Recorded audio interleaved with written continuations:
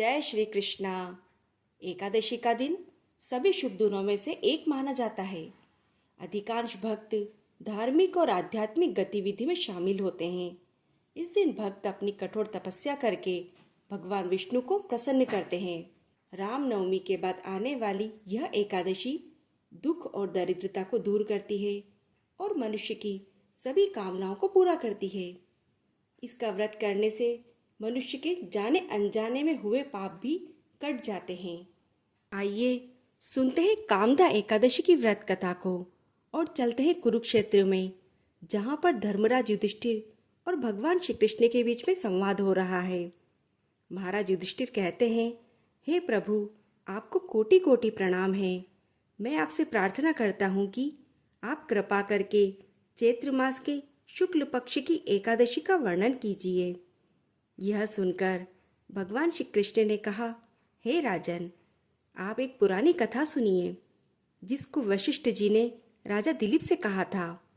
एक बार राजा दिलीप ने पूछा कि गुरुदेव, चैत्र मास के शुक्ल पक्ष की एकादशी का क्या नाम है, उसमें किस देवता की पूजा होती है और उसकी विधि क्या है, आप कृपा पूर्वक कहिए। महर्षि वशिष्ठ जी बोले, हे राजन, चैत्र मास के शुक्ल पक्ष की एकादशी का नाम कामदा है। यह पापों को नष्ट कर देती है, जैसे कि अग्नि सूखे काष्ठ को जलाकर नष्ट कर देती है, और पुण्य के प्रभाव से समस्त पाप नष्ट हो जाते हैं। इससे पुत्र की प्राप्ति होती है और इसके व्रत करने से मनुष्य की कुयोनि भी छूट जाती है। वह अंत में स्वर्ग को प्राप्त करता है। अब मैं आपको इसका महात्म्य सुनाता हूँ, आप ध्यानपूर्वक श्रवण कीजिए। प्राचीन काल में एक भोगपुर नाम का नगर था। वहां पर अनेक ऐश्वर्य से युक्त पुंडरीक नाम का राजा राज्य करता था। वहीं पर अनेक अप्सरा, गंधर्व, किन्नर आदि वास करते थे। उसी जगह पर ललिता और ललित नाम के स्त्री पुरुष वैभवशाली घर में निवास करते हुए विहार किया करते थे। वे दोनों एक दूसरे को अधिक प्रेम करते थे। एक समय की बात है, राजा पुंडरीक गंधर्वों के साथ सभा में शोभायमान थे। उसी जगह पर ललित गंधर्व भी उनके साथ गाना गा रहा था और उसकी प्रियतमा ललिता उस जगह पर नहीं थी। इससे वह ललित उसको याद करने के कारण अशुद्ध गाना गाने लगा। नागराज करकोटक ने राजा पुंडरीक से इसकी शिकायत कर दी।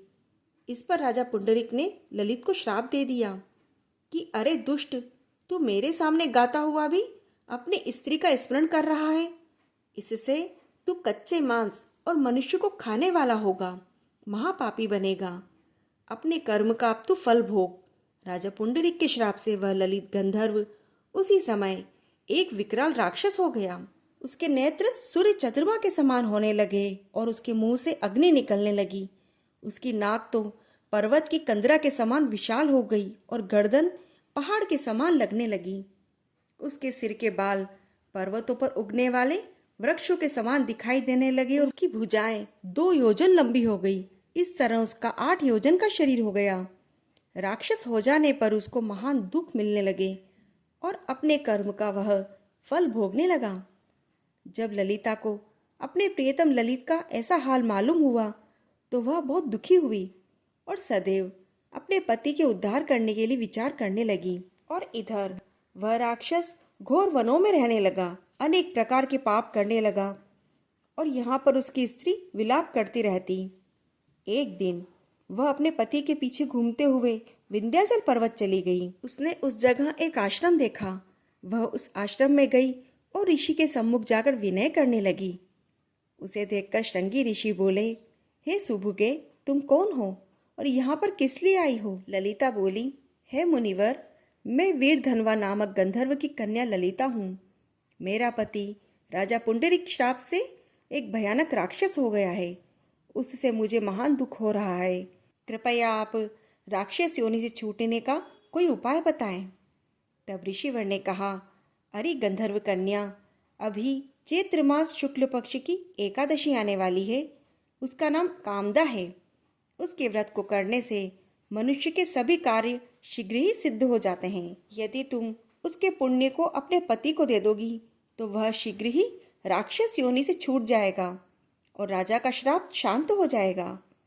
मुनिवर के ऐसे वचनों को सुनकर ललिता ने आनंदपूर्वक उसका व्रत किया और द्वादशी के दिन ब्राह्मण के सामने अपने व्रत का फल अपने पति को दिया और वह भगवान से प्रार्थना करने लगी, हे प्रभु, मैंने जो व्रत किया है उसका फल मेरे पति को मिले, जिससे उनकी राक्षस योनि शीघ्र ही छूट जाए। एकादशी का फल मिलते ही उसका पति राक्षस योनि से छूटकर अपने पुराने स्वरूप में आ गया। वह अपने सुंदर वस्त्रों और आभूषणों से अलंकृत होकर पहले की ही भांति ललिता के साथ विहार करने लगा। कामदा एकादशी के प्रभाव से वह पुष्पक विमान पर बैठकर स्वर्गलोक को चले गए। भगवान श्री कृष्ण कहते हैं, हे राजन, इस व्रत को विधि पूर्वक करने से मनुष्य के समस्त पाप नष्ट हो जाते हैं और इसके व्रत से मनुष्य ब्रह्म हत्या इत्यादि पाप और राक्षस आदि योनि से भी छूट जाता है। इसकी कथा व महात्म्य के श्रवण व पठन से वाजपेयी यज्ञ का फल प्राप्त होता है। इसी प्रकार की एकादशी कथाओं का आनंद लेने के लिए आप इस चैनल को सब्सक्राइब जरूर करें और इस कथा को लाइक व शेयर करें। जय श्री कृष्णा।